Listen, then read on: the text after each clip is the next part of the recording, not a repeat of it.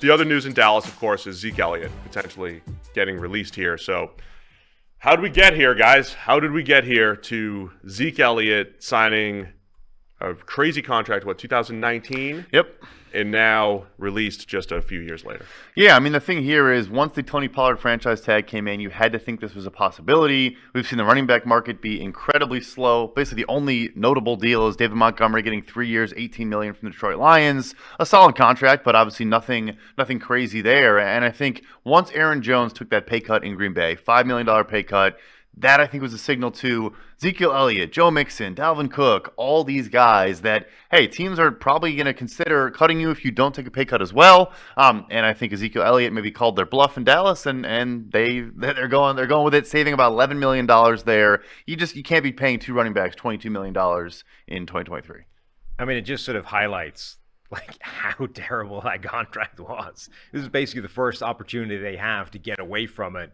And they're doing it even though it's going to require, a bunch of dead money being eaten. He's technically only just sort of into the extension part of the deal. Like, this is just one of the worst contracts from a team point of view that's been signed in recent memory. Zeke Elliott is still only 27 years old somehow, and yet he feels like a 35-year-old broken down running back.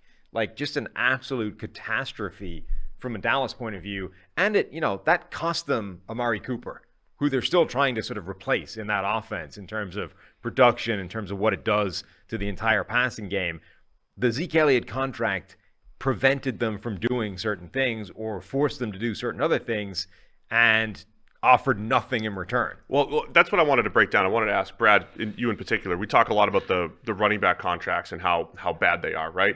What is the opportunity cost? What are you actually leaving on the table? When Zeke is making that much money, is it an Amari Cooper that they had to get out from under that contract, or is it just another starter at linebacker or another starter at safety? When teams overpay for a running back, besides not getting the actual production back from the running back, you can get them cheaper. Right. How up against the cap are they, and how much do you feel like that actually hinders other moves that they can make? I think it's more of those smaller moves. I mean, looking particularly at Dallas, if you want to keep a Connor McGovern, you want to keep a Connor Williams, two interior guys they've lost the last two off seasons now on $5 to $7 million per year deals. Like, probably impacted to a degree. Amari Cooper, I mean, yeah, maybe that there was an impact there. Zeke had $12.5 million guaranteed last year. That could have been going elsewhere, but you had to pay that. You couldn't get out of that money. Like you said, the first opportunity they get to move on, they do it. If they could have moved on last year and kept Amari Cooper, they probably would have done that if that option was available to them. So, I'm not going to say it like outright prevents anything, but it does. Look, it's also not just the cap, it's cash. I mean, Jerry Jones is, okay, well, I have to pay this guy this amount of cash this year, therefore I don't want to spend, X elsewhere. Every move has an opportunity cost. Yeah, I just want to be able to lay those things out, because we speak generally about all this stuff. Bad running back contract, but sometimes it's good to hear what was maybe left on the table. Elliott is now like the true poster child for the pitfalls of running back dynamics, right? Like, he was drafted really high, had success, and Dallas had this choice. This fork in the road came along when his second contract was due. Do you pay him the big money, or do you walk away and repeat the whole process over again, even if you don't draft him as high as Zeke was? Pollard coming along sort of immediately highlighted how bad the decision they made was. We heard from people in the building in Dallas essentially saying, like, we're lobbying for them not to do this, but they're probably going to do it anyway. Yeah. They do it. Pollard comes along, immediately shows how bad a decision it was, and then Zeke's sort of ability, potential, like his peak just disappeared. And you've got this guy in his mid-20s looking like a broken down shell of himself, all the while another guy who came along who you drafted for significantly less capital, but a lot less money tied up in, is dramatically outperforming him all the way along. And you're stuck with this deal that you can't get away from for years. So, this is basically the nightmare scenario for any team now looking at, do we give this guy that, like Saquon Barkley, right? The Giants trying to figure out what this deal looks like. The Zeke Elliott thing is the nightmare scenario for what can happen if you commit that big contract to a running back. Here's the timing thing too, where basically he signed for $15 million a year and a strong contract, no funny money. I know Alvin Kamara's deal is listed as $15 million a year. It's not, but and that was the inflection point to where he gets that, McCaffrey gets his deal. We might not see another running back signed for $15 million a year for multiple years, and he signed that back in 2019. As we know, every market goes up and up and up and up. That was finally the last tipping point of, okay, we probably should focus resources elsewhere. And you mentioned a pre-show, they also had Jalen Ramsey sitting on the board, who went one pick later. That would have been nice. That was so they picked Zeke at 4, Jalen Ramsey goes at 5, Jerry Jones somewhat famously Ronnie says, Stanley at 6, I think too. Sorry, but yeah, there were good players there, and Jerry Jones makes a comment like, well, Zeke's going to touch the ball 20 times a game, and Jalen Ramsey might touch the ball 1 time a game. I mean, a cornerback, right? You can honestly argue, start to finish, that this is a masterclass in how to mismanage the running back position. From drafting him higher than he should go, because from day one he's already being paid like an All-Pro, and it cost you an All-Pro cornerback or an All-Pro left tackle or whatever you want to do. So step 1 was wrong.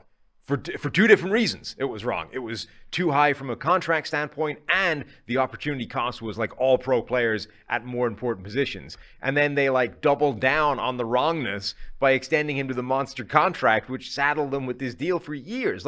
This is, when did he get drafted? 2016. 2016. This is now 7 years of mistake at one position. The worst part about it, though, is they were fooled into thinking that Zeke was the catalyst because they were good in 2016. Right. Remember, they made the playoffs in Dak's rookie season, when it's like, well, actually going from the previous year where Matt Castle was starting games for you and Tony Romo was hurt, to you found Dak in the 4th round who played great.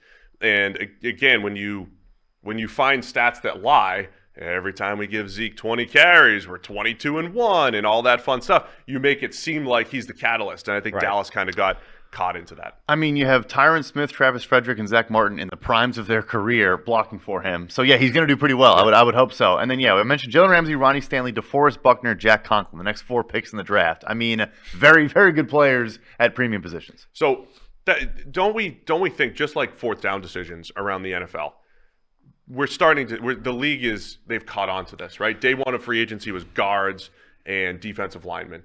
The trend in the league is understanding that the offensive line and the scheme is probably creating those yards for running backs, that you do want to be able to play the run with defensive tackles that can play in can 2-gap or can shed blocks and make plays with a 6-man box and all this stuff. The league's realizing that, and they're not paying the running back. So after all these years of hammering it home and a few teams kind of being smart to it, we're closing in on 32 teams maybe being smart to how the market should be playing out. And I do wonder if, the follies, the mistakes, the cautionary tales are starting to hit home. Like Todd Gurley, that breakdown and disaster of the end of his career, the Zeke Elliott thing of, 7 years of error essentially at the mismanaging that position.